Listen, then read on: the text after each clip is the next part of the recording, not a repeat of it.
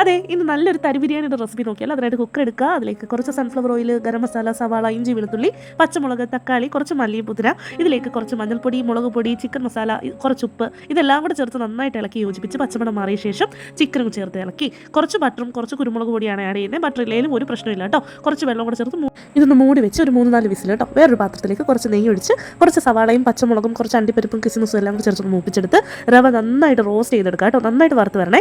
വറുത്ത് വന്ന റവയിലേക്ക് ഒന്ന് ലെയർ ചെയ്ത് ചിക്കൻ്റെ ഗ്രേവിയും ചിക്കനും എല്ലാം കൂടെ ചേർത്ത് ഒന്ന് ബിരിയാണിക്ക് ദമ്മിടുന്നത് പോലെ ഇടാം കേട്ടോ. കുറച്ച് അണ്ടിപ്പരിപ്പും കിസ്മിസും സവാളയും കൂടെ ഒന്ന് മൂപ്പിച്ച് അതിൻ്റെ കൂടെ ഇട്ടാൽ കുറച്ചും കൂടെ ടേസ്റ്റ് ആയിരിക്കും കേട്ടോ. എന്നിട്ട് ഇതിനകത്ത് കുറച്ച് തിളച്ച ചൂടുവെള്ളവും കൂടെ ഒഴിച്ച് അടച്ച് വെച്ചൊരു 10 മിനിറ്റ് ശേഷം എല്ലാം കൂടെ ഒന്ന് ഇളക്കി യോജിപ്പിച്ചെടുത്താൽ അടിപൊളി ടേസ്റ്റി ആയിട്ടുള്ള തരി ബിരിയാണി റെഡി കേട്ടോ. അപ്പോൾ ചാനൽ ഇഷ്ടപ്പെട്ടാൽ സബ്സ്ക്രൈബ് ചെയ്യാനും ലൈക്ക് ചെയ്യാനും മറക്കല്ലേ. നമുക്ക് ടേസ്റ്റ് ചെയ്താലോ. അടിപൊളിയായിട്ടുണ്ട് കേട്ടോ. നല്ല നെയ്യുടെയും ആ ബട്ടറിൻ്റെ ഒക്കെ നല്ല ടേസ്റ്റ് ഉണ്ട്. എല്ലാവരും ട്രൈ ചെയ്ത് നോക്കണേ.